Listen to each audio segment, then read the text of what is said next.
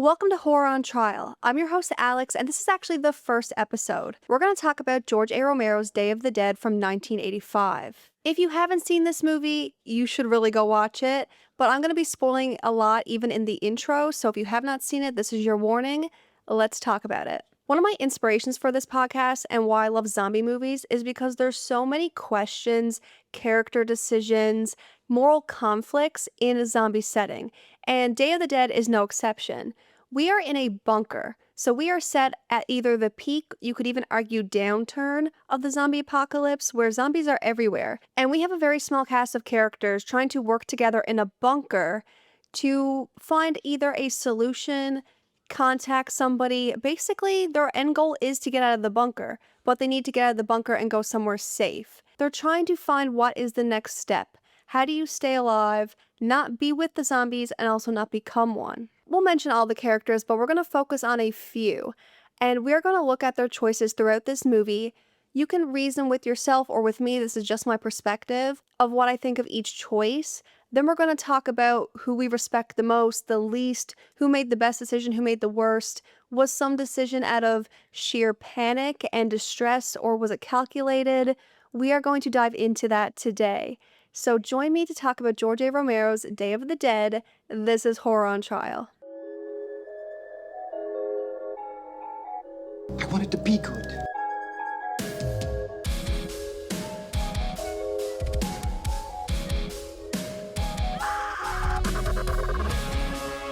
Something I gotta do.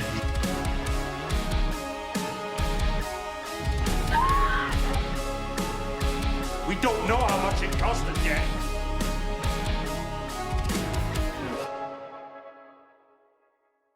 This movie opens up with an iconic scene of Sarah having a nightmare. So right away we are introduced to Sarah, and I think this nightmare tells us that she is troubled.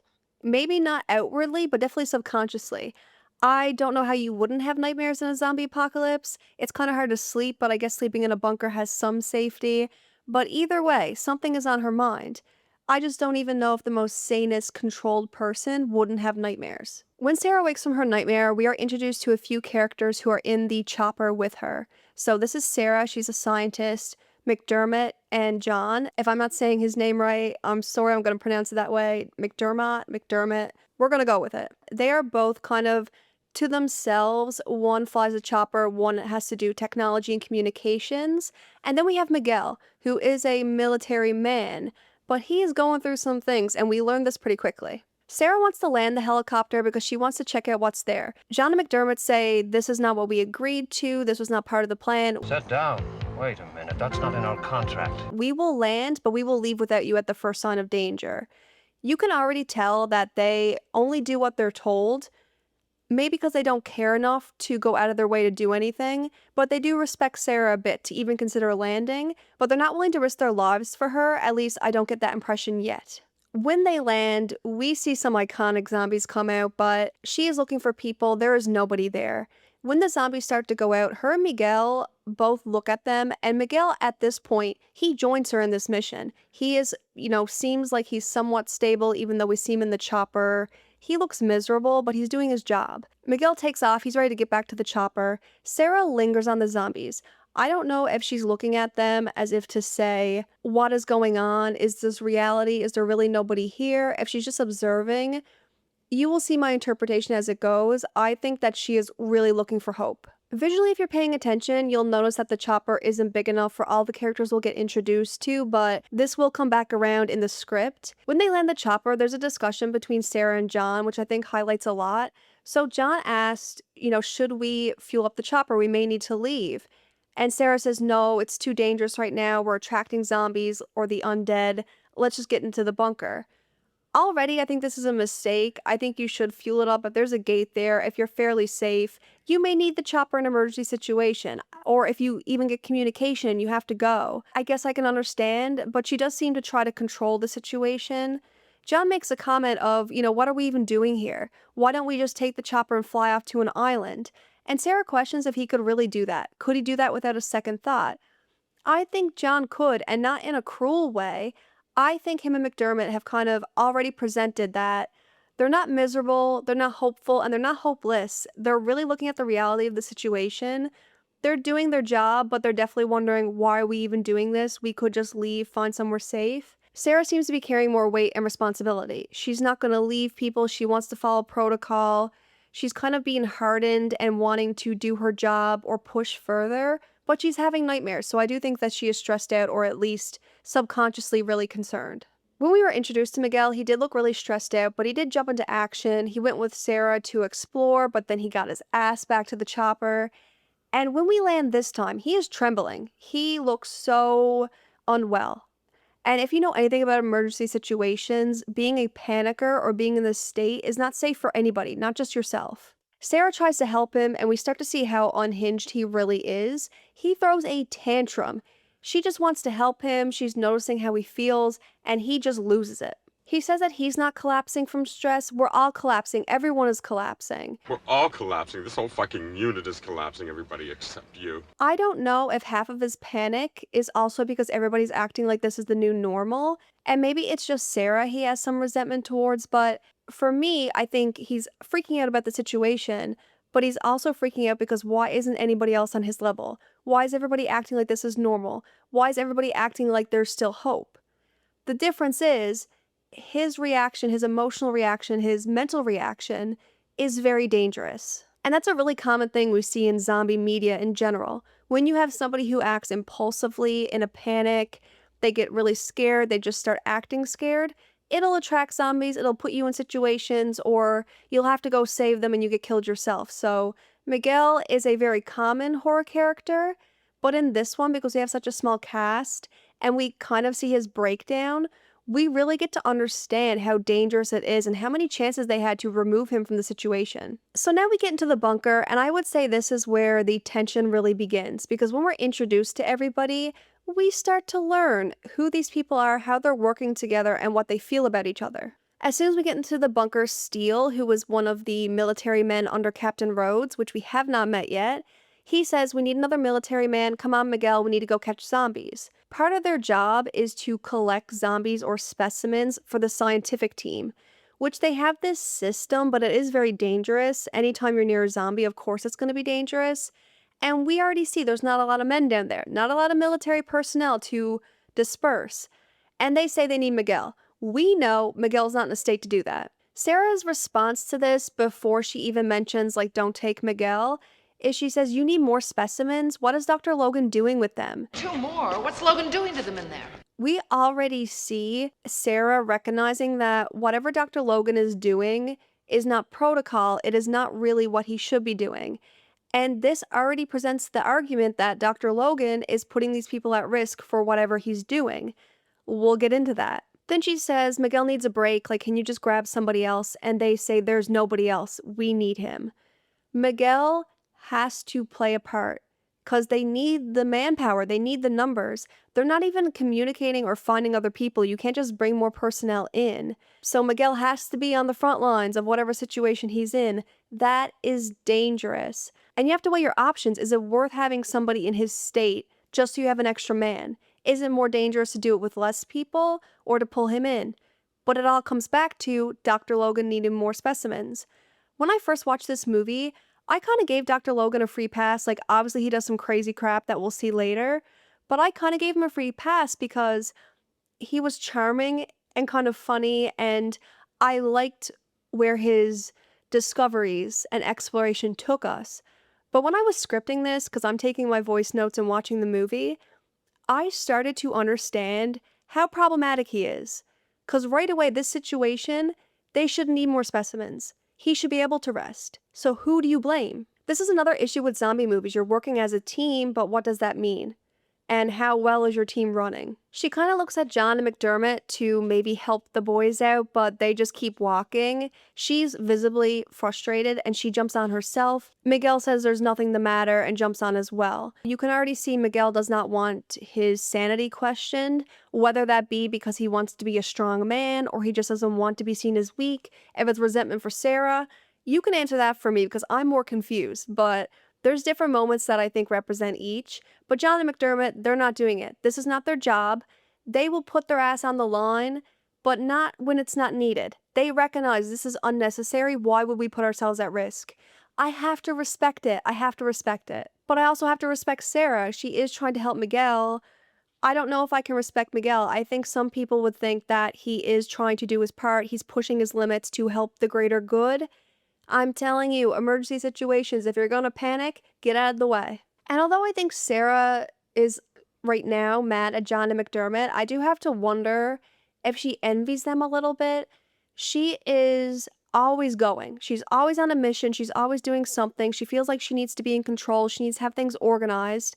John and McDermott, they still get their job done, but they're definitely relaxing. I don't know if they're having nightmares, but Sarah certainly is. When she checks the charts when they're going to get more specimens or more zombies, she sees that people are not writing down when they've been there, how many they've gotten. Nobody's recording anything. And she is like, you have to do this. We have to do this. This is protocol. If we don't track it, how do we know? You've got to write them up. It's essential. I hear her, because if you are down there doing something, if it is a point of contention, if you are going to even argue that Dr. Logan shouldn't do it, you're going to want a paper trail. But at the same time, at the end of the world, I just can't imagine myself caring about paperwork. So I don't really know how to feel about that, but I think Sarah kind of finds some safety in having things organized and controlled. Maybe some normalcy. I definitely would as well, but is it that big of a deal? Yes, I think when it comes around to it, but right now I would say no. Miguel's waiting to get started and he's blinking. Like, I don't know if he's trying to snap himself awake, if he's tired, but he's not great. And the army boys actually make a joke about the zombies being too afraid to come to them. Like, where are you? Why are you so scared? Because they say Frankenstein. They're scared of what Frankenstein will do to them. You know what'll happen when Frankenstein gets them. I don't think what Dr. Logan is doing is really a secret. Maybe they don't know the reality of it, but even Sarah, like Sarah knows as well, or she should at least know that something's going on. But I don't even think Sarah is thinking about this in this moment, because she actually has a realization. She says they're learning, which if the zombies are understanding not to come towards where they're going to get captured and brutalized, that is, they're learning. Miguel always looks nervous. He looks weak. He's not himself. I also wonder if he doesn't show that or doesn't lean into that because he also doesn't want to be seen as expendable. As we'll come to learn, if you don't have a role to play or you're not playing the right role, Rhodes will shoot you. I think he will kill you without a second thought. If Miguel is not well enough to help, why would they keep him? Horrifying thought, but in a zombie apocalypse, people kind of cross those lines. You're not going to send him home. He's not going to have a sick day vacation. They don't want him around. If he's not useful to them, why be here? Especially if you could possibly be a danger. And of course, Miguel messes up. He doesn't get the hook right on the zombie. When the zombie goes towards the army boys, Sarah saves the day. She steps in, she fixes the situation. Again, we're already seeing the risk that Miguel gives, but you at least have to have somebody with an eye on him. If you're going to have him there, at least know that things can go wrong. And Sarah means business here. Like, she knew he shouldn't be here in the first place. She's not biting the military boys when they make jokes. She's taking things seriously. Miguel is lucky to have her, but this also isn't something to deal with. And if you're going to listen to the scientists, listen to them all the time. If they say he's no good, let him be no good for a day. Maybe he does just need sleep. I don't really think he gets a good one, but she brings him back and they're kind of sharing like a cell. It feels like a jail cell, and I guess it kind of is when you think about this is their life. They can't escape. It's claustrophobic. And she's going to give him a shot, and he is not having it. He's losing his mind. She's saying she's just trying to help. He smacks her twice and then ends up hugging her. She uses this time to inject him, which good for her because he is already a threat to you. He's also hitting you right now. And she stays pretty calm given the situation. He cowers and feels betrayed, and in this moment, I actually start to feel more sad for Miguel.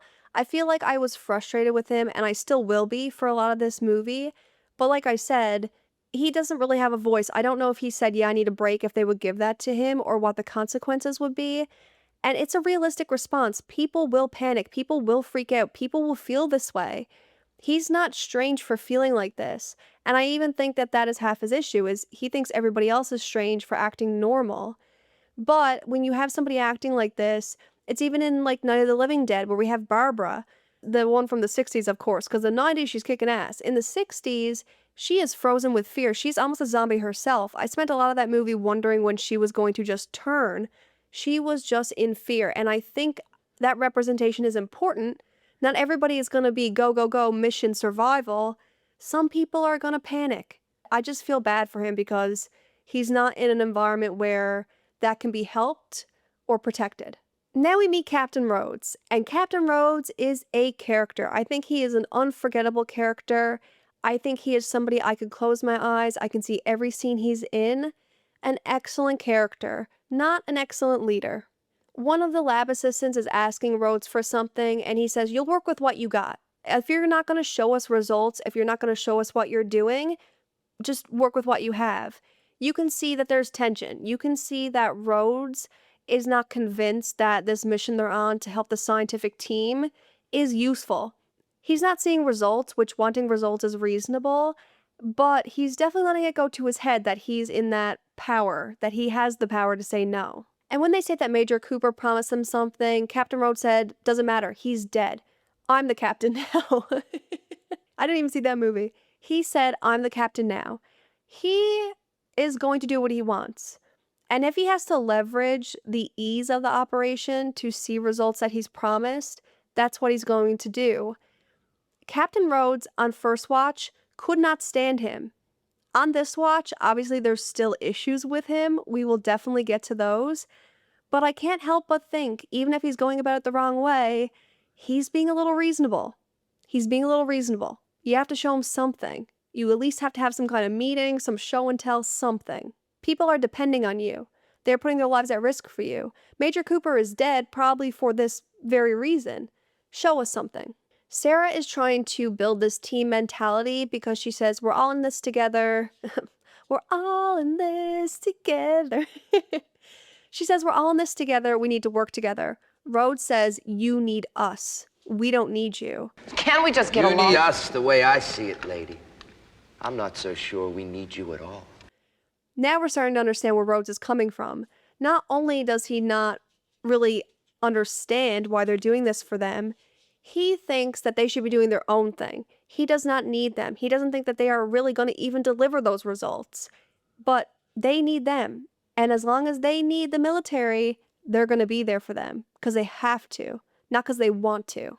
And so he'll make it hard. Sarah then takes another leap to an already aggressive Rhodes. Like, I'm kind of surprised she thought this was the right time to get some sense out of him, but she says she wants to pull Miguel from active duty because he needs rest. He needs to heal. He's not well.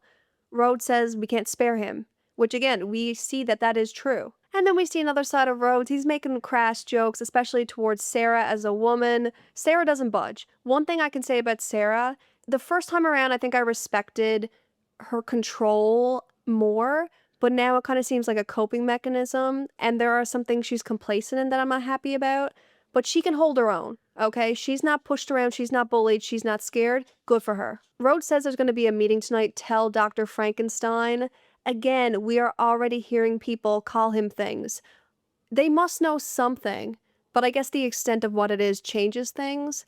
And he tells Sarah she's not allowed to sedate Miguel without his permission, which we know he's not going to give. And Sarah then finally admits out loud, either to the audience or to her fellow coworker, her fellow doctor, laboratory worker. She admits, we're not going to work together well. This is not going to go well. I thought Cooper was an asshole, but he was a sweetheart next to Rhodes. And with all this Dr. Frankenstein talk, we're finally going to go see the man himself, Dr. Logan. He is a fascinating character. I was fooled by his charm on first watch. Not in this script, I was not. We go into the lab. It is scary in there. There's blood, there's guts, there's bub. Sarah is visibly scared, but Logan is just fascinated. He is talking a mile a minute. He's excited. He is just ready to show off his discoveries. We see a really big contrast between her and Dr. Logan. I do think she appreciates what he's discovered, but she's more grounded in how does it really help us? And Logan, I don't even know if he believes there's anything to help them anymore, so he says, I'm just going to learn as much as I can. He's losing his mind too. Logan tries to tell Sarah that he's learned a way to condition them. Sarah's not amused. There's a lot of assumptions made, which she points out to Logan. But you're just proving theories that were advanced months ago, and you're not even proving them correctly. You're making a lot of assumptions. And they need to show Rhodes numbers. Okay, Rhodes is a ticking time bomb. He needs numbers. Whatever he's doing is not really helping, but Logan, he's not going to stop his work. He believes in this. He thinks this is the answer. Sarah knows, one, it's not right what he's doing, and two, if he says this to Rhodes, Rhodes is going to lose his shit. Sarah does have the military boys back, which I respect. Even with this tension, she is definitely the most grounded, I would say, and the most helpful. She says we can't keep sending them out there to get specimens for you just to do this. It's dangerous. It's not worth it. And Logan says, I'll show them results. I'll show them results. Don't worry about it. I will make it worth it. I am screaming because I'm just so nervous of what's to come. And now is when we really discover how disturbing Dr. Logan really is, because there's a specimen that doesn't really look like a zombie. It doesn't have a head. When Sarah goes to look at it, there is a name tag, Cooper. The Major Cooper they just lost, the one that Captain Rhodes is replacing. An army man who probably died getting specimens he is operating on, and they were supposed to have buried him. Sarah makes that clear that we buried a body. You didn't bury the right one, he kept him. They buried one of the specimens.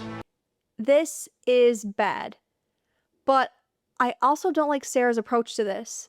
I understand Sarah just can't run to Rhodes and rat Logan out because the damage could be monumental, not just to Logan, but to all of them. But her concern that comes out is a little bit curious. Do you know what they'll do to you if they find out about this? She says, do you know what they'll do to you when they find out you did this? This is concerning, one, because it seems like everybody's interest is self-preservation within this team. Nobody is really actually with their eye on the prize of surviving this apocalypse or doing what they need to do. There's so much tension in the bunker, they're trying to protect each other from each other. Already not a good working condition. You guys are not going to get through this, okay? You're not going to solve the zombie apocalypse if you can't even be civil. But I'm also surprised that Sarah doesn't, for a moment, try to reason with Logan as to why this is so wrong, or even take a stance on how she feels. It could be, again, self-preservation, but I think something should have been said. Her complacency goes a little bit too far. Sarah gets visibly ill when she sees the guts pour out of a zombie, which is an excellent shot in the movie, but I think that shows us the work she's doing, or that should be done by Logan and everybody, doesn't require this level of gore. It doesn't need to be this gruesome. This is a Logan thing. Because if she was doing this all day long, I think she could stomach it. That was not a pun. That was not a pun. Now we go to the cafeteria. The meeting of the century. And this is definitely a turning point. We had indications of tension, but this is scary. McDermott says he can't reach anybody on the radio, and he's kind of like, how can that be? He doesn't really have a panic tone. It's kind of neutral. He says there has to be somebody out there. Maybe this is just not the right place to reach them, which again, his signals can probably only go so far. They want to leave. Him and John clearly want to leave. They think what they're doing here is a dead end. I think they're right as well, but they are at the command of the captain. And I do love McDermott because he's so funny. He says, if I have to stay down here, I'll be off the booze because there'll be no booze left. He likes a drink. But even being an alcoholic, if you can call him that, he doesn't show it. I don't see any issues with him at all. I don't have any issues with him. On first watch, him and John were very neutral characters to me. I don't want to spoil how I feel about all the characters until the end, but my respect for them and what I think of them in a zombie situation skyrocketed. Maybe the alcoholism is a coping mechanism and he's more bothered than I think. Maybe he was always drinking before. You're not going to quit in a zombie apocalypse if you don't have to. If anything, you're going to drink more, so I can't be sure on that. Despite making a joke, he makes it clear that he's aware of the situation and that he's doing his best. He knows the situation they're in and he's trying to do his part. Do you think I'm not aware of our situation? Do you think I want to stay isolated down here? But he's also being realistic. And I think you have to be. If you do not have a solution, if this bunker is not the answer, say it. But the issue is, there's not enough room in the chopper for everybody. There's no one on the radio signal. If the military and the science team are doing what they're supposed to do and nobody is saying, we have to stop this, you're going to keep doing it. Maybe this cafeteria meeting should have been this is not working, how are we all going to get out of here? That might not go well either, but it had to be better than this. The tension with Rhodes and this conversation with McDermott, Sarah says, I have better things to do, I want to leave. Rhodes tells her to sit down, and he means business. No, we ain't finished here, lady. Sit down. She gives him the reports, and he says, you're giving me all these fancy numbers, but what does it mean? And I can tell you as somebody who works in science, who works in marketing, you can show data, you can show things, you can analyze it, but you have to be able to say what it really means. Is 5% progress really something you can keep doing that will get you where you need to be? Are these discoveries actually useful to you? When you're reporting to someone, maybe you're going to hold back a little because you don't want to get in trouble. In this case, trouble is very dangerous, but Rhodes is fair here. Rhodes is calling her out. He's saying, you can give me all the fancy numbers you want. Tell me what the hell you're doing, where we are, and what the plan is. We can't stay down here forever and just look at your fancy numbers. I think Rhodes is being completely reasonable. Am I defending Rhodes this entire podcast? I can't. And I just think everybody in here is just claustrophobic and unsettled. There's no end in sight. There's no one around. Everybody is freaking out in their own way. Sarah keeps wanting to leave and Rhodes tells her to sit down. Again, he is not playing around.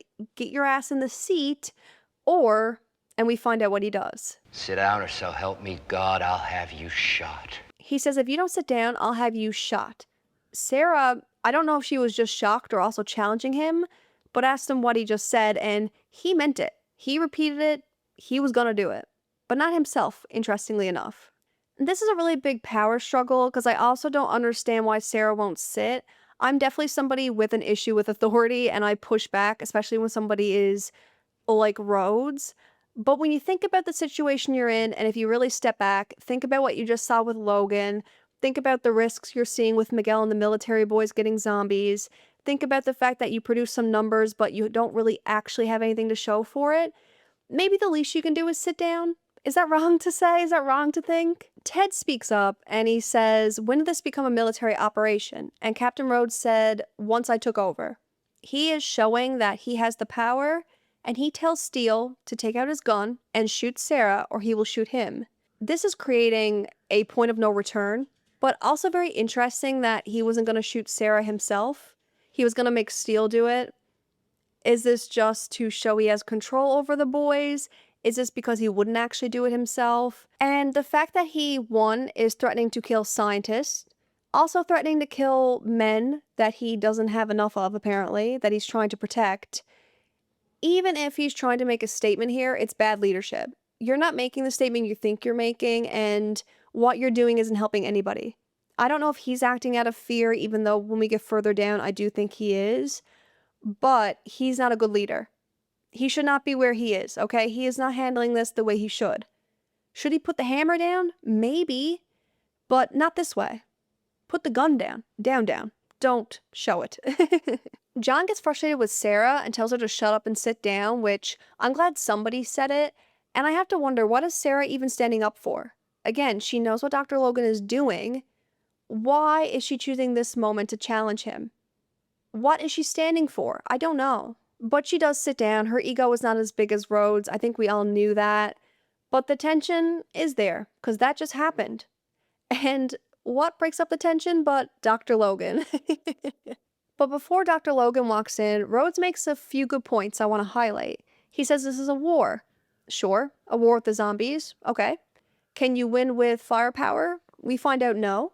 But Rhodes says something very significant. He says, you've only lost one man, we've lost 5. You've lost one man. Yeah, right.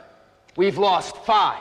Now we understand a little bit more of the frustration. All the arguments I made earlier, all the thoughts I had earlier about what is Sarah standing for, why is Dr. Logan doing this, should they be blindly putting their men at risk? No, they've lost 5 men. 5 men. Do you know what 5 men could have done? 5 extra people on your team? For what? What have they died for? And now they're becoming experiments? Like, what are we doing here? I mean, I definitely think he's overstepping. I do think he's scared. I feel like a lot of his dialogue in this scene, the absurdity of what he's doing and the craziness he's putting out there overshadows the little things he says that show that he is miserable and scared about dying, about being trapped down here, wasting his life away down here, but that's not how he expresses it. I'm not down in this cave for my health. I'm down here on orders. And Dr. Logan, this is when he breaks the tension. And he says, if you had enough firepower to get your way out of here, you would have done it already. And he's not wrong. And I love this balance between Logan and Rhodes, because Sarah was trying to challenge Rhodes in kind of a standoff way, Maybe it's because Logan is losing his mind, but he just keeps saying, "Where's the food? Where's the food?" and ignoring Rhodes. He is not intimidated. He is not scared of Rhodes. He's not even looking at Rhodes as a threat. He wants his food. This is another day. Oh, you're doing a big speech and you're going to shoot someone? I don't care. Give me food. I haven't eaten. Is there food? I can't help but be charmed by him. And I think that's the issue when you only watch this movie once. When you look at it with a lens, Logan is crazy and bad. This is where we see Rhodes break pretty easy. Like, this even gets to him. Dr. Logan not caring about what he's doing. And he talks about being trapped down here. So I think his overstepping captain mindset, what he's doing, I think it's a coping mechanism. Again, nobody's coping mechanisms is helping anybody right now. But you have to do it at the same time. So you'd have to have the perfect group of people or the perfect leader to get things done. But the perfect leader in a zombie apocalypse, I would argue, also needs to know when to make sacrifices or to lock someone up if they're panicking or if they're being like Rhodes or even Logan. So I don't know if you would even know you're capable of being a leader in this situation until you're faced with it. And so people who take leadership roles because they've led other things or because they have certain aspects to them, I don't know if they're ready for what a zombie apocalypse presents you. And that's the issue with this. All of these reactions, not all, most of these reactions are reasonable. They're probably a group of people you would find if you were stuck in a bunker. It just doesn't work. And nobody's adapting. You're in an apocalypse, you're in a bunker. The zombies are adapting. Why aren't you? That's a bigger question. What is missing here is they all feel the same way. They all wonder what they're doing here. They wonder if they're ever going to get out. They're all miserable, but they're not connecting on that. They're using that to channel their hatred or just conflict with each other, as opposed to saying, we're all in the same boat, what do we do? But Rhodes says, I'll take my men and we'll leave. We'll just leave. And Logan says, where will you go? Logan just takes the knife and twists it. He knows what to say to get under his skin, and it works. But as he's twisting that knife and he's saying the right thing, he then takes it out and, I don't know, stabs himself in the toe because he says, if we make them behave, we can all get out of here. And he says it, but I don't think he says it with conviction. Because even Rhodes has to say, what did you just say? What are you talking about? Behave? Logan does something really bad here because he says, you'll be able to see soon enough. And then he gestures to Sarah and says, she'll tell you, I've been making progress. She's seen the progress I've been making, isn't that right, Sarah? All of this complacency, this standing up, all these choices I think internally Sarah has to make right now is when the spotlight is on her.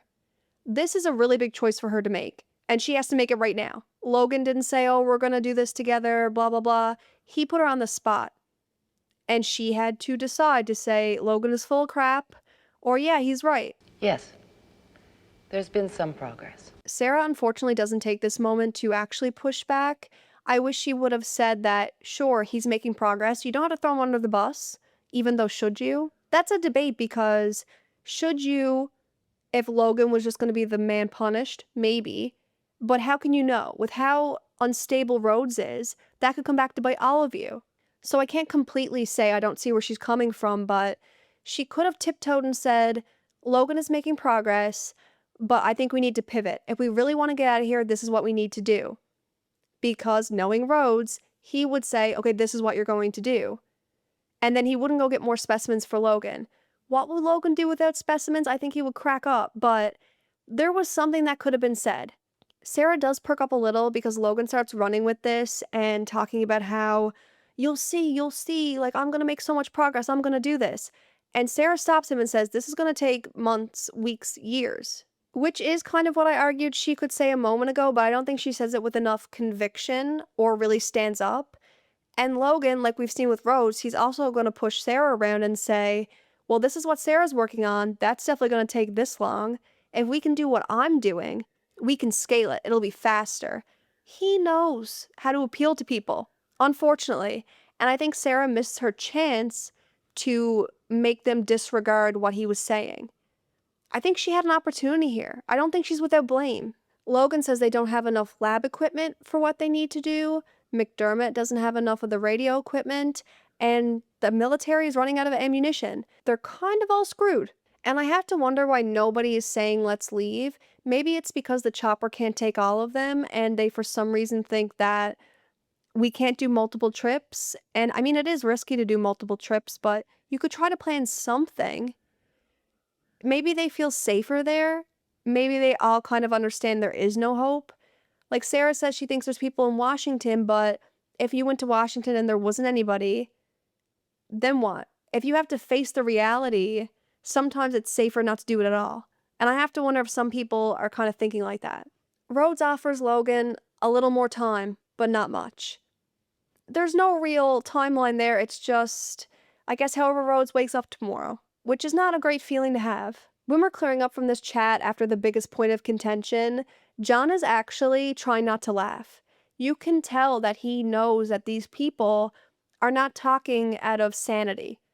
He's not biting what they're saying. He's not that invested in what they're doing. He thinks they're all foolish, and I can't blame him. After the meeting, Sarah and John have a very interesting conversation because Sarah describes Rhodes as inhuman, and John says, no, he's human. That's what scares me. And he tries to explain to Sarah that she can't act like this because Logan is the head scientist. So Rhodes, I guess until he finds out what he's doing, is not going to take him out. He needs McDermott for the radio. He needs John for the chopper. The rest are expendable. And she needs to remember that. And this being said out loud reinforces a lot of, I think, reasoning that we speculate on of why people are doing certain things. Because they know they're expendable. And you do not want to be expendable in a bunker in a zombie apocalypse. And I really relate to Sarah here because she says, we would all be better off if we just worked together. If we just overcame this and worked together, this would be fine. And John tries to explain to her, which I think also I needed to hear. It was a wake-up call for me for sure, because I keep saying and repeating, just work together. But the truth is, we are different people who want different things. And in this uncertain of times, what we think needs to happen is more important or priority because one wrong move and it's over. So I think you give weight to what you believe in even more. And I just think John is one of the most powerful characters in the Romero trilogy, I would say. He is seeing things, he's observing, he's taking it in, but he's not holding the weight of it. He's also not a horrible guy because he could get in the chopper and go. He doesn't need to wait for anybody, but he doesn't. Sarah then has another nightmare. Again, great effects. Miguel is kind of rolling over the bed and his guts fall out like she saw in Logan's lab. And Miguel mocks her here, kind of. He asks if she's stressed, if she's having a bad dream, is she scared? Maybe she should take a sedative to sleep. Why don't you take a sedative, Sarah, so you can sleep? Miguel, you piss me off. Miguel, you piss me off. They should not be in a bunk together. And Sarah, I don't know how she is as sane as she is. But I do think Miguel is looking for validation. He's not really expressing it well, but I do think he enjoys, in a weird way, seeing people panic because he knows that they are. I think it was driving him crazy to think that nobody was panicking like he was. But when he said at the beginning, we're all collapsing, he was right. Maybe they're not doing it in the way Miguel is. Most of these people are just as unstable, just as much as a risk as Miguel. I was going to say Miguel is somebody who could snap at any time, but honestly, I feel like everybody is. I don't really feel like that is a fair thing for me to say. I think the way Miguel is expressing it, people see it as weaker. He's not masking it. That's the word. That's what I'm looking for. This little argument with Miguel definitely is getting to her, even if she doesn't want to admit it. She goes and takes some pills from the first aid, whether that be for headache, sleep, I don't know, but I do think everything is starting to hit her, and it's nice to see her break a little bit, because I also can't respect somebody who is strong and a really strong, especially female character, but is not actually crumbling a little bit. I would rather see that you are struggling and you are coping and still staying strong than being so delusional that you just think you're strong. While Sarah's taking her pills, she hears some commotion from Dr. Logan's lab, and when she goes over to look, the military boys are fighting, there's something going on, and McDermott grabs her and says, stay out of it. Okay, this is not the time, stay out of it. And I know that him and John are dreaming of this island to be on, and I think on a shallow first watch, I really saw that as them just trying to remove themselves from the situation, wishful thinking. But one, I think it keeps their sanity, because it is an option. They have a helicopter, but they do act when they need to. They especially have Sarah's back. If anybody has Sarah's back, it's them. Not Logan, Ted kind of, but mostly them. He gives her a drink from his flask and he says this iconic line. It's just brandy. Good for the heart. They also bring out a really good side in Sarah. You know, they're not these people who don't care enough that it pisses you off. There are characters like that in movies that really get on my nerves, even in real life situations, that are so detached that they don't help. They don't bring anything. They just make you mad. Maybe even sometimes because you wish you could be like them. I think with John and McDermott, they really bring some playfulness, some life, some soul, I would say, into the situation. I think as a viewer, some levity, but I think really in the bunker, they're a breath of fresh air. Rhodes isn't. Logan sure isn't. The zombies ain't. Steele is not. They are. And Sarah gives in and goes to the Oasis, my favorite place in the bunker. This is where I feel there's a little bit of heart and soul in the movie. And you can't blame people in this situation, in this apocalypse, in a zombie situation, to be detached from what I think makes us human, which for me is finding joy in things and, you know, creativity and all that. But John and McDermott, if they have to be down here, you're damn sure they're making the best out of it. They have an oasis. They have this set up. It's literally an escape. When they leave that cafeteria, they don't go back to a room with Miguel. They don't go to a lab full of zombies. They're not listening to fighting. They're not working. They're relaxing. They are decompressing. And you know what? Maybe this whole movie is about mindfulness. Maybe you need to meditate in a zombie apocalypse. I don't know, but I do think people need to relax. As hard as that is, I would never be able to do it. You do. And I think John and McDermott show that flawlessly. What they've done is not hurting anybody. It's not out of order. I don't even think it's weird. I think it's so smart. I think it's intelligent to do this. And honestly, even if they're kind of detached from what's happening, they don't feel hopeless. Everybody else, even though they're looking for a solution, they feel more hopeless than they do. They have the most hope because I think they have a reality. They have something to hope for. Everybody else is looking for it. Sarah makes a comment which I think really shows what I've been thinking this whole time. She says that she hasn't seen them do anything dangerous since they got here, or even anything of, I guess, importance. You have the protection of this facility, you eat our food, you drink our water, and you don't lift a finger to help. She kind of belittles them, but the fact is, they are looking on the radio, they are flying the chopper, McDermott is going out on the chopper. They're putting themselves in dangerous situations. Getting in a helicopter is dangerous, period. That is one. Landing in a field full of zombies, dangerous. Fueling up the tank, apparently also dangerous. Writing them off just because they're not going the extra mile is not fair, but I think it speaks to Sarah.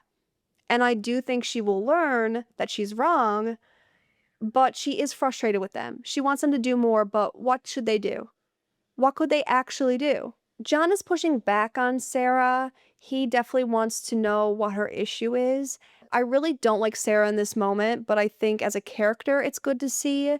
She is frustrated with them. She wants them to do more. She doesn't know how they can just come back here and do this and act like everything's okay. They smile, and John really doesn't take anything to heart, but he gives her a pretty good wake-up call.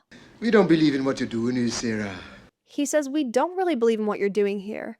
He shows her all the books, all the records, all the things they have. Why are we keeping this?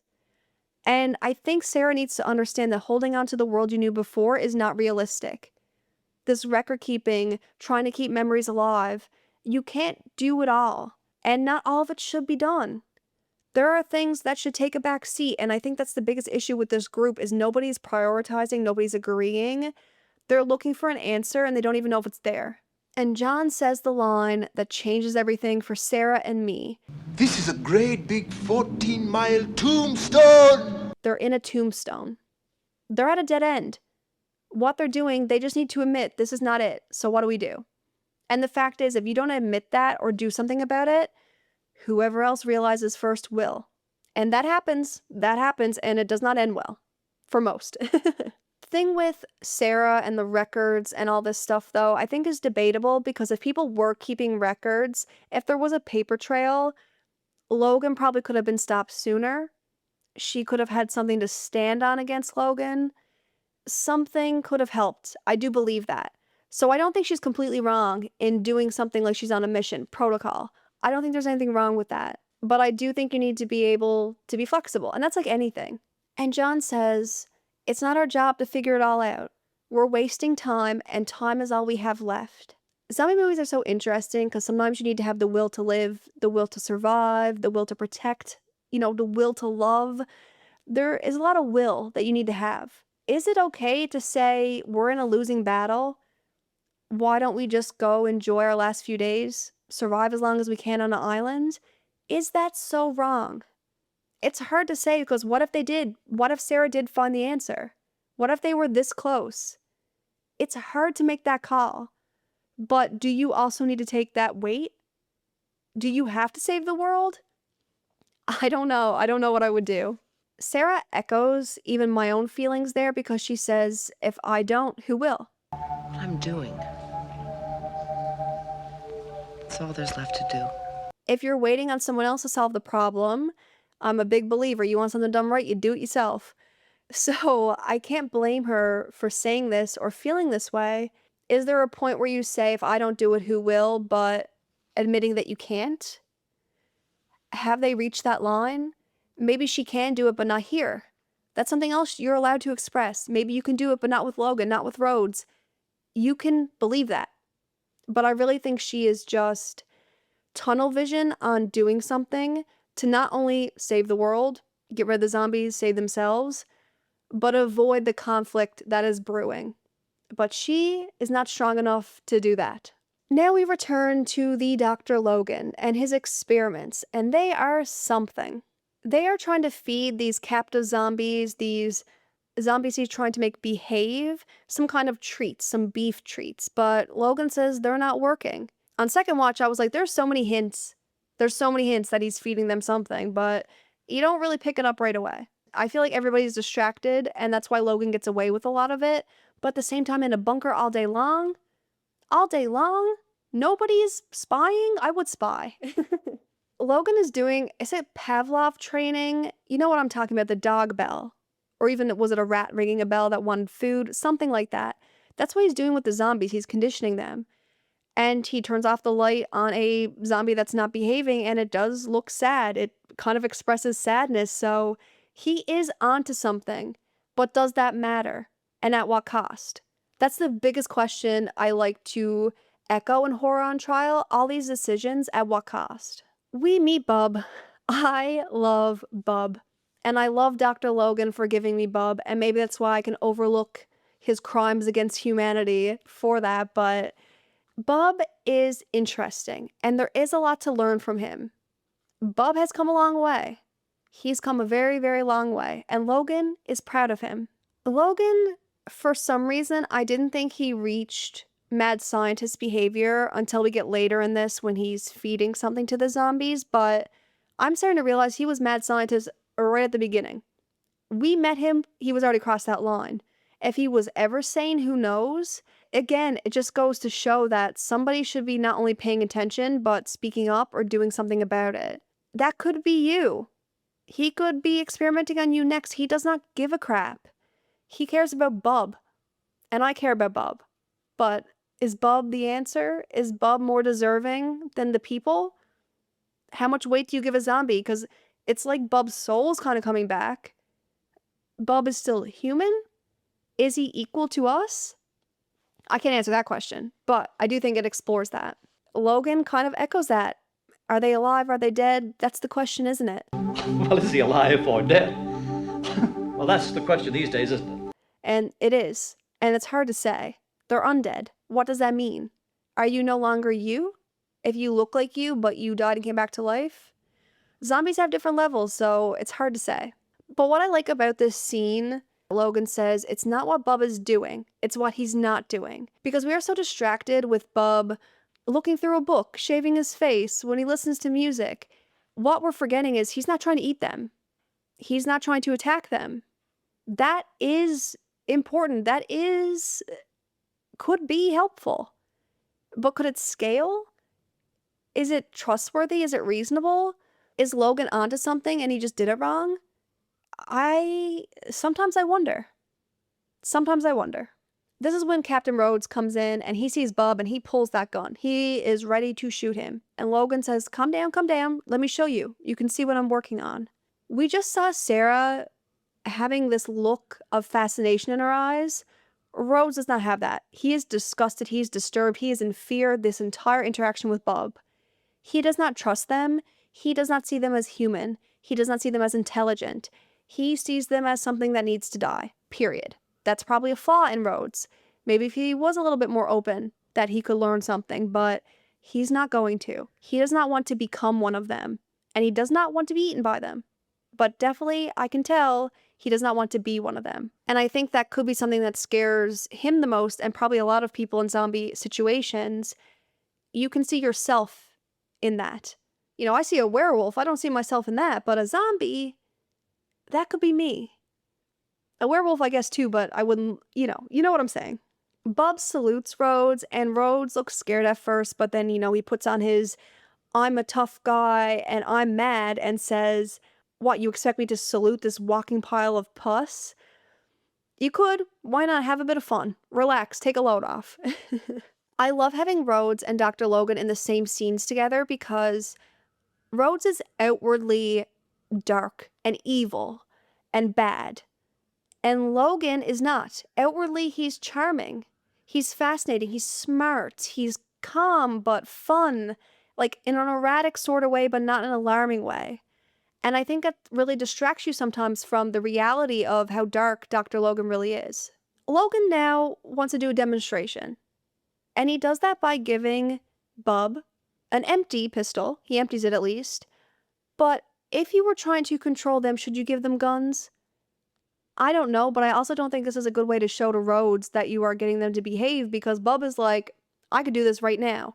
Rhodes, he's scared, okay? He's freaking out. He says, what are we doing teaching them tricks? They're dead, they're dead. Again, he's really separating them from zombies. How people feel about zombies, I think, definitely influences the situation. If you see them as human beings or were human beings versus just undead that want to kill you, sways who you are on the Logan to Rhodes scale. Sarah doesn't really speak up. She's kind of fascinated. I think she appreciates the discovery, but I think the reality is this is just a discovery. It's not really something that can go anywhere. And I think the fascination of it overclouds that. I mean, I was fascinated with Bub, but when you pick apart what Bub is and what he is and who he could be, it's not something you can rely on. Dr. Logan says something that's actually very strong for this movie, I would say. He says civility should be rewarded or there's no use for it. Very interesting commentary, because he does reward the civility of the zombies. He's not being civil. I don't even know if he's paying attention to anybody else around him and rewarding them. He's not even putting in the work to help the people around him. He almost sees the zombies as more than himself. This is his greatest creation. This is the future, not them surviving. It doesn't feel like it anyway. Now we are at the accident. This is when it goes off the rails. We are down getting more specimens for Dr. Logan because he is doing crazy things. I'm actually surprised that Rhodes did not tell them to stop after what he saw, but I guess he's buying into it a little bit. Miguel makes a fatal mistake. But putting Miguel down there was also a fatal mistake, so whose fault is it? We could argue. And to be fair, he traps a zombie with a collar, and the collar breaks. The equipment failed, not Miguel, but he does freeze. He does not act, he does not do what he needs to do in that moment, which I'm sure they're trained for, and if you were 100% your best, even 75%, you would probably do it. Miguel freezes, and the zombies, they get one of the men. We have one man dying. Sarah shoots, trying to stop the situation. She's the one acting. Miguel gets bit on the arm, and he is running like a chicken with his head cut off. Not a pun, because of what's about to happen. His head does not get cut off, but something else does. This scene, this entire situation that's about to play out, I love so much. For what it says, for what it is. For one, we have the military man who was bit on the neck, begging Steele for a mercy kill. He doesn't want to be one of them. Again, that is a fear in zombie movies. It's not just about death. You don't want to be them. And this is really painful for Steele, even Rhodes. Imagine having to do this to somebody you're in a bunker with, somebody that you are basically family with at this point. They shouldn't be in this situation. They don't need to be. We made that clear right at the start of the movie. Sarah said he shouldn't need all these specimens. There has to be some guilt for that, and I don't think it's just Miguel. Sarah's chasing Miguel. John and McDermott, they also are like, what's happening? They get involved. Sarah, again, saying they don't do anything. She just doesn't think they're doing anything significant because it's not part of the protocol. But when they have to be a human, a good human, that's what they thrive at. And that is the best thing you can be in the situation. In this moment, Sarah is on a mission. She is totally a robot to me because she is beating Miguel with a rock, pinning him down like she's not thinking. She is taking a blade and she is chopping his arm off to stop the infection. She is cauterizing, is that the word? His arm. It is gruesome and much scarier than I thought. Not even because of what's happening or the gore of it, because Sarah is just tunnel vision. She's doing it and she's not thinking, she's not panicking, nothing. Sarah does have a very human reaction, and I do think it again shows her duality, where she does start to like shake and panic and realizing what just happened, what she had to do, but also the choice she made. Does somebody want this to happen? It's not about losing a limb or an arm or whatever. If she cut off his arm and it didn't stop the infection, he would turn. You have to act fast, but now you're also making a choice for someone. Should you make that choice for someone? Especially Miguel. Is this a conversation maybe you all should sit down in the cafeteria and have and say, hey, if I'm bit and you can save me, do it, or if I'm bit, shoot me? Have that conversation. It's a crazy conversation to have, but it's a crazier choice to make without it. Everybody's moving so fast. The army men have their guns. They're going to shoot Miguel. And Sarah says no. She snaps back into her control mission mindset and she says no. I will take him out if I have to. I think I stopped it in time. If something has to be done, I'll do it. Taking the weight off the military men, but it's still just the weight of the world. Even if you put it on your shoulders, is it enough? The answer's no. I have to be honest. In this situation, the answer's no. John and McDermott are defending Sarah. There's guns pulled. The men have guns. It is like the Spider-Man meme. They are facing off. Rhodes and the men, pissed, also threatened by Miguel and what that means. John and McDermott, they've made their choice. They're protecting Sarah. They're not with the men. They're not standing down to the men. They are making a choice. And now we see who is on whose team, which comes back around. And Rhodes, the only reason I think he lowers his gun is because he knows that he can't necessarily survive it. He wasn't the majority. He couldn't win this little gun standoff, whatever that's called. He looks at Sarah, and like the conversation we had, he asked her, does he even want this? Should you have done this? Was this the right choice? Who do you think you are? You think he wants to be one of those things? Anybody who is somebody like Rhodes, a character who is bad and mean and violent and just unreasonable and kind of useless in the grand scheme of things because of how unreasonable they are, I don't think you should write off everything they say, because Rhodes has been making points. He has been right in many ways. Even if he was unknowingly right, he was still right. As a viewer, we knew he was right. And even in this situation, he's right to ask that. He gets to say that, and Sarah should think about it. And Rhodes finally says, listen, we're not coming out. Tomorrow, it's over. We're not coming out. We've lost men. We don't have enough to help you. This is going nowhere. This is hopeless. I'm not doing it. Fair. It's fair. I don't know what else to say. I have to agree with Rhodes for a lot, but I promise you, not for all. Sarah again shows how much this has gotten to her. She is just, I guess the adrenaline rush has wore off where everything is hitting her. And we also get to see from John and McDermott that they've made their choice, but I think the military men know that now. They can't run the show. They don't have the numbers to run the show.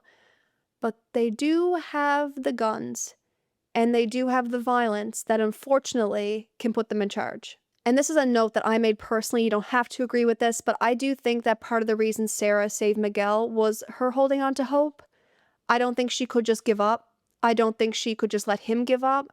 I think maybe 1, she just wanted to prove that she could save him, but 2, she wanted to not ever give up on anybody. She didn't want to be hopeless. She didn't want to say, oh, well, we lost another one. I don't think that's in her blood. Logan's lab, the discovery. This is terrifying. Logan is terrifying. He may not, as a stature physical being, be threatening. He's a threat. And I underestimated him until now. Miguel is staying with John, and McDermott and Sarah are going to the lab. I believe they're just getting some supplies to help with the pain or just help with things. And they're avoiding the military men, like they should. Logan has these voice memos. I'd put it away, Mother. I'd put it away. Again, mad scientist for sure. It's not making sense to me. He doesn't sound like he's in his right mind. He definitely doesn't sound like he is on a discovery that will save the world. Okay, that's for sure. When they see the bloody corpse in the lab of a man that was lost, not of a zombie, and it's moving, it's going back to life where he's doing his test, Sarah wants to shoot it, and McDermott is like, no, you will draw people out. We can't do that. Again, he's very grounded. But this is a house of cards, and it's about to fall. We get the fascinating scene with Bub where he's listening to music, and it overshadows the reality because he's getting rewarded. He's listening to music, he's amazing, we love Bub, and Logan is saying, here, dinner, treats, you've been so good. And in the bucket is bloody, bloody flesh, guts, from people they've just lost, from people they've cried over. It could have been Miguel. Well, he would have been zombied. I guess if you execute him, you wouldn't be zombie, so you could feed him to Bub, but either way, it could be you. It could be you. If you die, he would not care that you're Sarah. He wouldn't care that you're John. He wouldn't care who you are. He cares about Bub. Although Logan is not willing to kill them himself, he still sees them as expendable. He doesn't see them as anybody who needs to be respected. The second they're dead, they're nothing. They can be treats for Bub. But if they were undead, they're more important than the living humans because he values Bub more than everyone in the bunker. I can't make sense of him, and I don't think you're supposed to because he's a mad scientist, but Logan is bad. He's bad, okay? He's bad in a very different way than Rhodes, but they're playing fields. They get more equal the more I watch this. Sarah and McDermott, they realize what they're seeing, and they're shocked. They go to turn around. Rhodes has seen it too. He is there. He sees what's going on. I am holding my breath every time I watch this because I know it's going to hit the fan, okay? Things are going wrong really quickly, and they were already going wrong, but the discovery changes things, which is even more eerie that this was happening. You're eating dinner with somebody who just fed someone you cared about to a zombie. Troubling.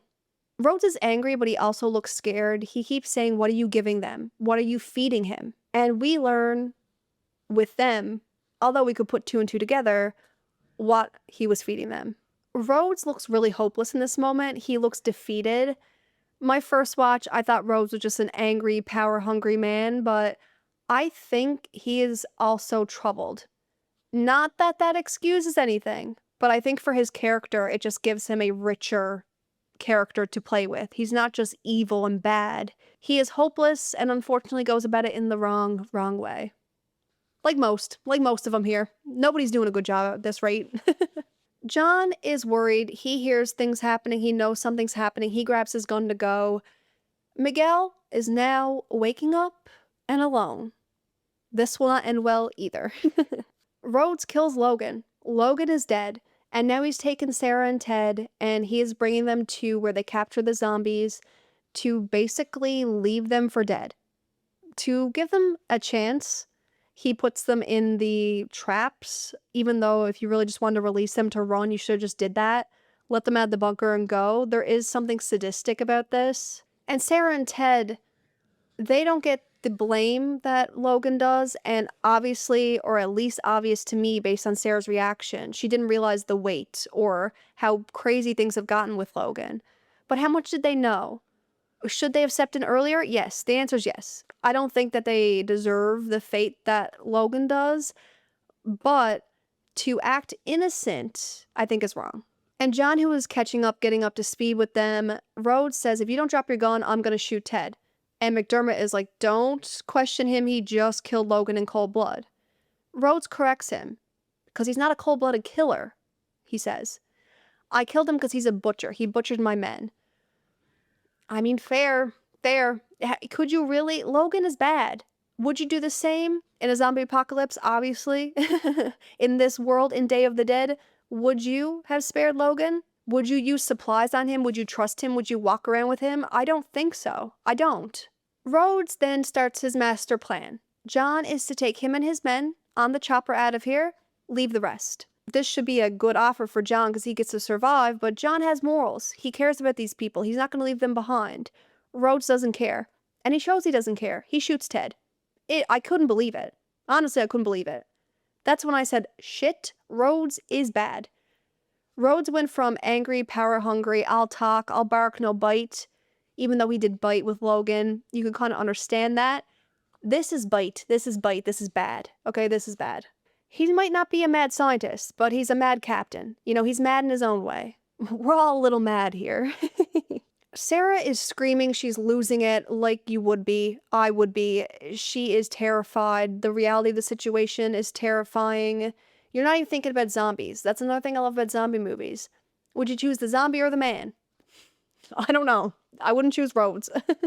So Rhodes puts him in the gates, McDermott and Sarah, because Ted no longer needs to.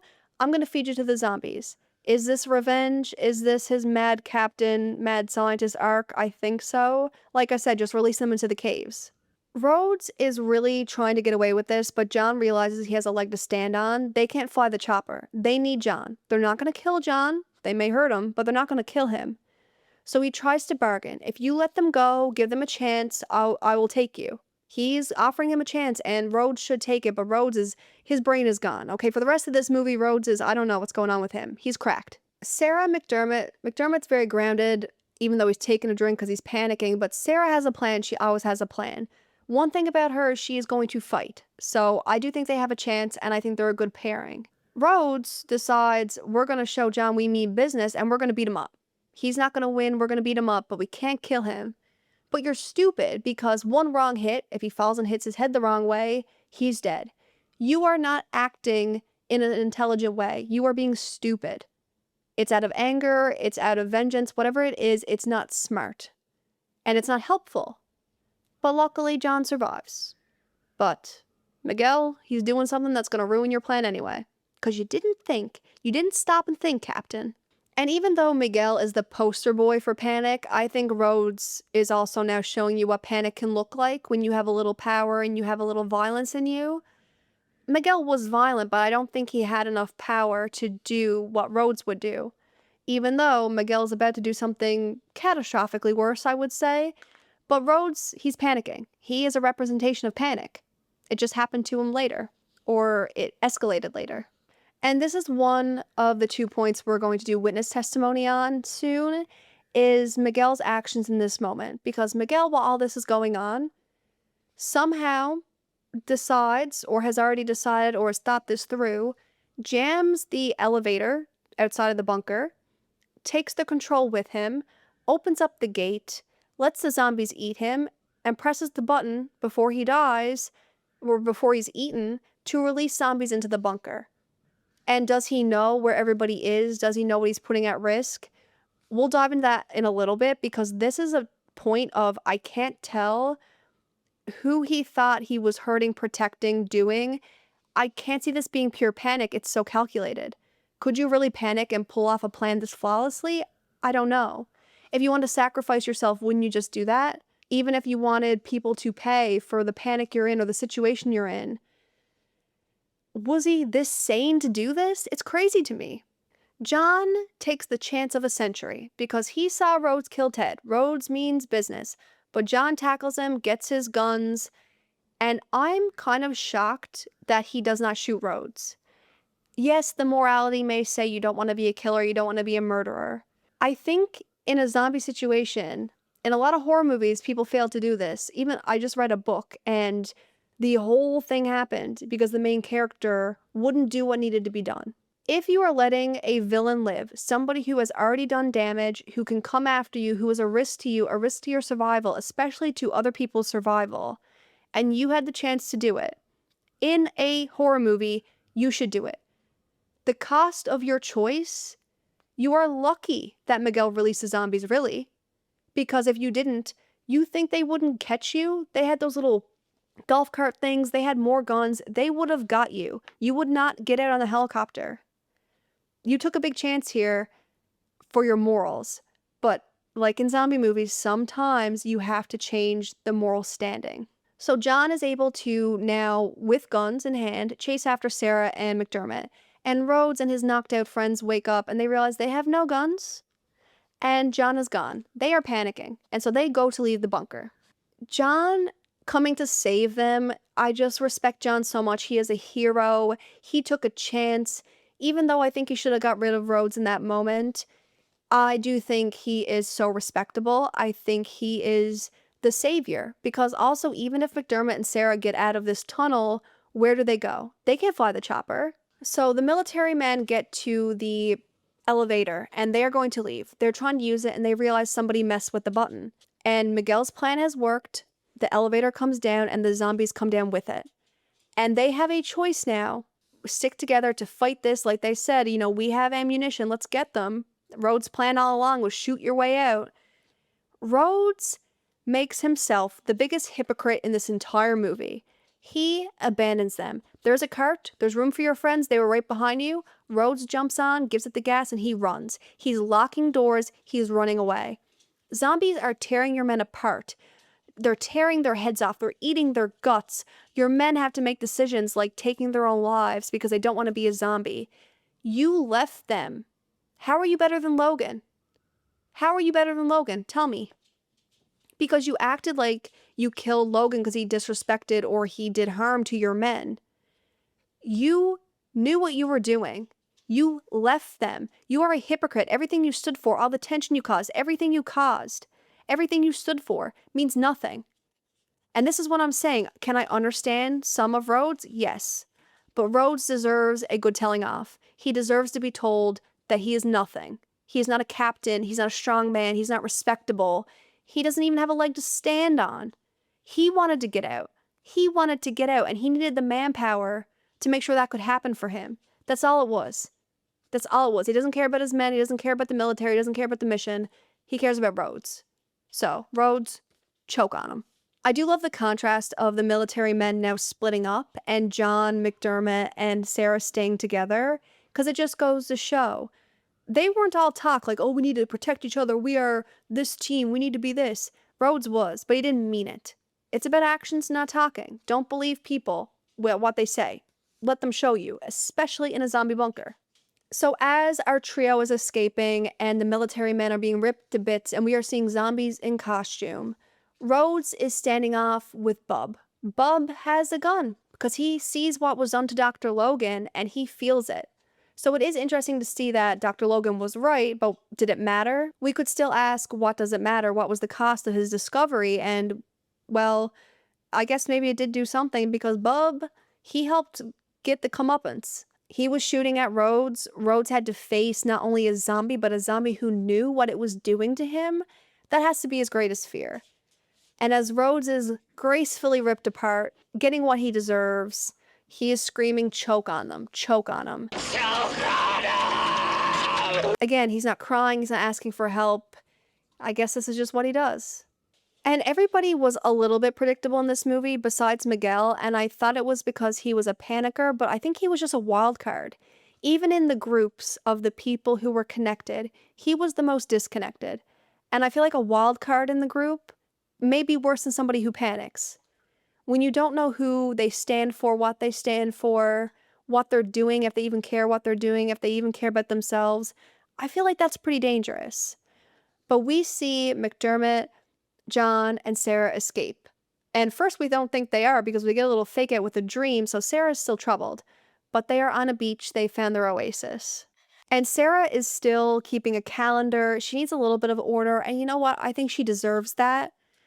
But I think she owes McDermott and especially John the world because they did not let each other go. There was a moment climbing up the ladder that we thought we were going to lose John and McDermott saved him. They are a dream team. That's what you need. That was the best team. If everybody was like them, they would have survived in that bunker. They would have figured something out.